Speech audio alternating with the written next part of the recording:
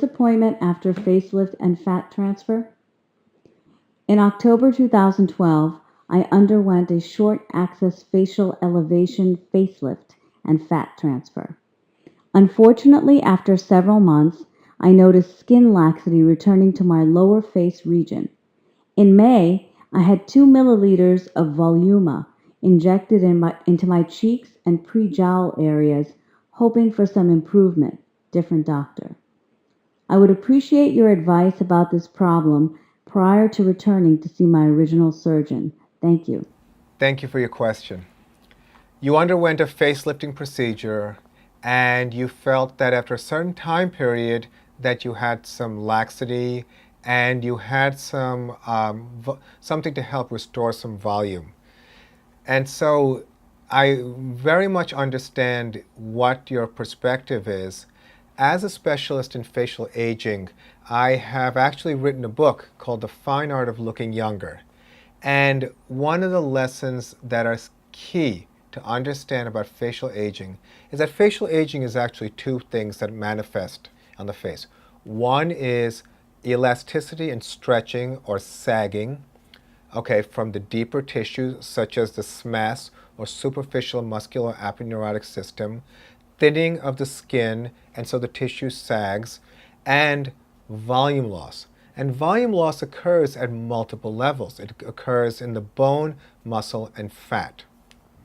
So what I explain to my patients, and it does take a little bit of three-dimensional thinking to understand this, but the facelift is the first part of a facial rejuvenation process where all the tissues that need to be placed in their proper position have to be placed.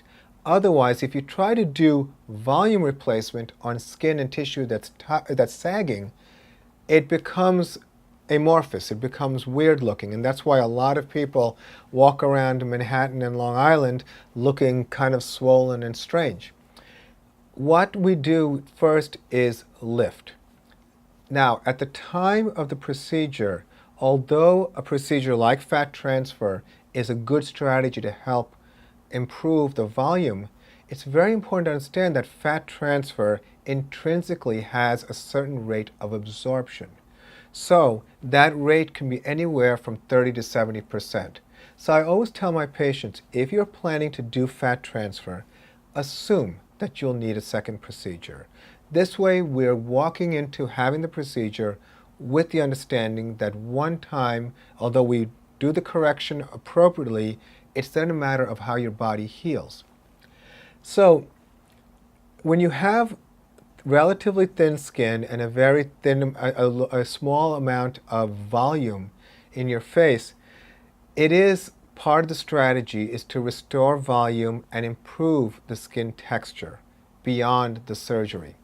So understanding how much volume is something that takes a little bit of, again, three-dimensional thinking. What I often do is I'll actually demonstrate for my patients when we talk about 1 cc or 1 syringe of a material, whether it's Radiesse, Restylane, Bolotero, anything.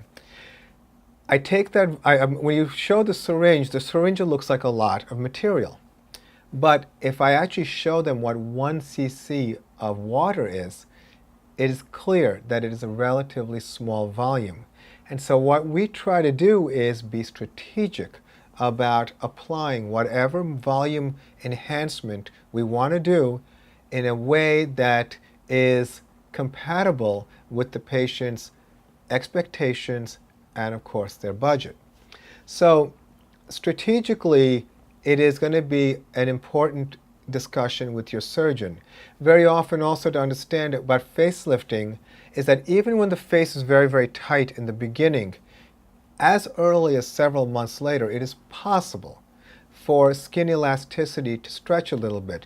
As you turn your head, move up and down, sometimes there's a little bit of regression. And although a patient can say, look, if you just lift it up a little bit more, it's fine when you do the, quote, mirror lift and you use your hands to lift, but from a surgeon's perspective, to be able to do that and not allow it to regress is often very, very difficult. So it is a strategy. We recently had a patient who had a similar situation where I had an excellent result with the facelift I did for her, and she just couldn't understand why this area right here was still a little indented. And I explained that's the mandibular notch, and there's an indentation there that's from bone loss, and that the volume loss caused the marionette lines. So what we did was we did the fillers to restore the volume. I did a combination of Radiesse and platelet-rich plasma, and it enhanced the volume so much and dramatically. She quickly learned that it wasn't about just lifting. So this is clearly a point where you and your doctors have to communicate and develop a strategy moving forward to help you get to the results you desire. So I hope that was helpful, and thank you for your question.